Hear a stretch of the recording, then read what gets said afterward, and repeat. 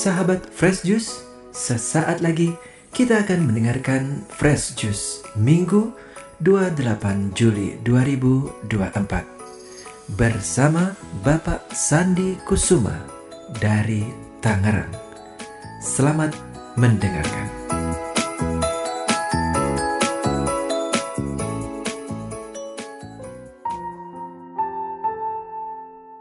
Para pendengar dan pewarta Daily Fresh Juice, bacaan Injil hari ini diambil dari Injil Yohanes pasal 6 ayat 1 sampai 15 tentang Yesus memberi makan 5.000 orang hanya dengan 5 roti dan 2 ikan.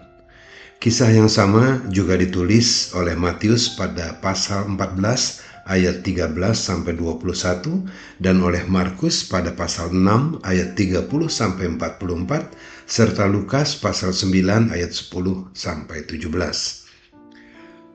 Mari kita mendengarkan sabda Tuhan sebelum kita bersama-sama merenungkannya. Yesus membagi-bagikan roti kepada orang banyak sebanyak yang mereka kehendaki. Inilah Injil suci menurut Yohanes. Sekali peristiwa, Yesus berangkat ke seberang danau Galilea, yaitu danau Tiberias. Orang banyak berbondong-bondong mengikuti dia, karena mereka melihat mujizat-mujizat penyembuhan yang diadakannya terhadap orang-orang sakit.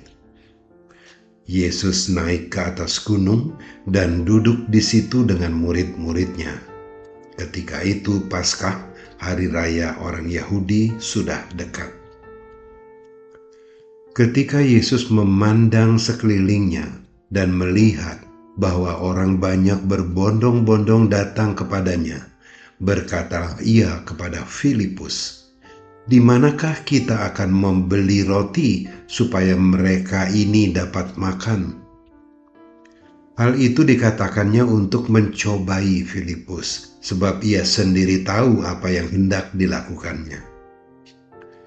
Jawab Filipus kepadanya, "Roti seharga 200 dinar tidak akan cukup untuk mereka ini, sekalipun masing-masing mendapat sepotong kecil saja." Seorang dari murid-muridnya, yaitu Andreas, saudara Simon Petrus, berkata kepada Yesus, "Di sini ada seorang anak yang mempunyai 5 roti jelai dan 2 ikan. Tetapi apakah artinya itu untuk orang sebanyak ini?" Kata Yesus, "Suruhlah orang-orang itu duduk." Adapun di tempat itu banyak rumput. Maka duduklah orang-orang itu, kira-kira 5.000 laki-laki banyaknya. Lalu Yesus mengambil roti itu, mengucap syukur dan membagi-bagikannya kepada mereka yang duduk di situ. Demikian juga dibuatnya dengan ikan-ikan itu sebanyak yang mereka kehendaki. Dan setelah mereka kenyang, Yesus berkata kepada murid-muridnya, "Kumpulkanlah potongan-potongan yang lebih, supaya tidak ada yang terbuang." Maka mereka pun mengumpulkannya dan mengisi 12 bakul penuh dengan potongan-potongan dari kelima roti jelai yang lebih setelah orang makan. Ketika orang-orang itu melihat mukjizat yang telah diadakan Yesus, mereka berkata, "Dia ini adalah benar-benar nabi yang akan datang ke dunia." Karena Yesus tahu bahwa mereka akan datang dan hendak membawa dia dengan paksa untuk dijadikan raja, ia menyingkir lagi ke gunung seorang diri. Demikianlah sabda Tuhan.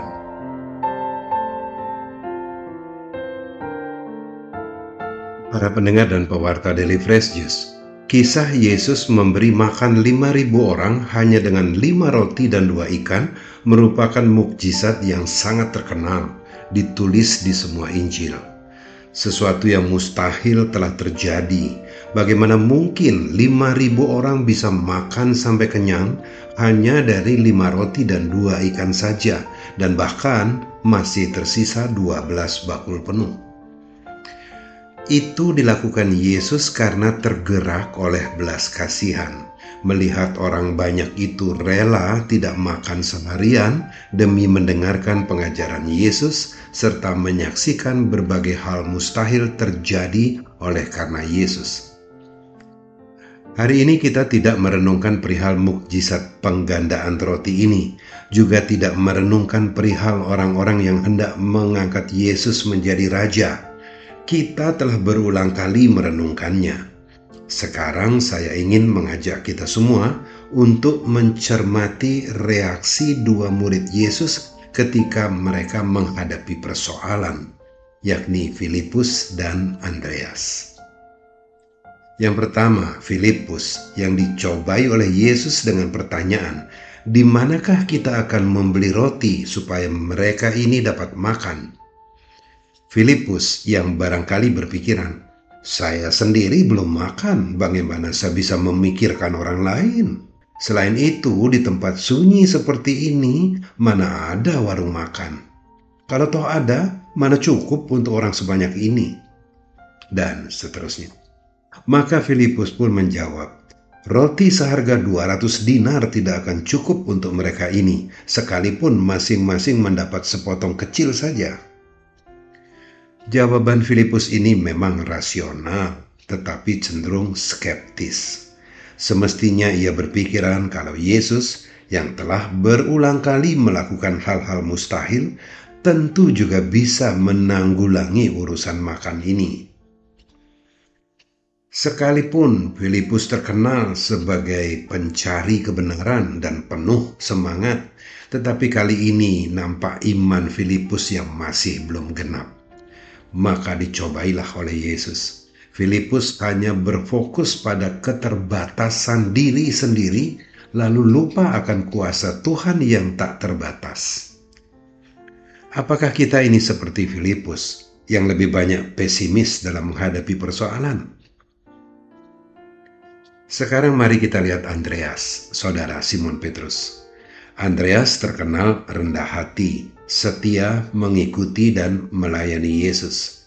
Andreas juga dikenal proaktif mengajak orang lain untuk mengenal Yesus. Dialah yang mengajak Simon Petrus untuk bertemu Yesus. Dari bacaan Injil tadi, kita bisa mengetahui kalau Andreas masih berusaha untuk memenuhi permintaan Yesus, walaupun baginya masih mustahil.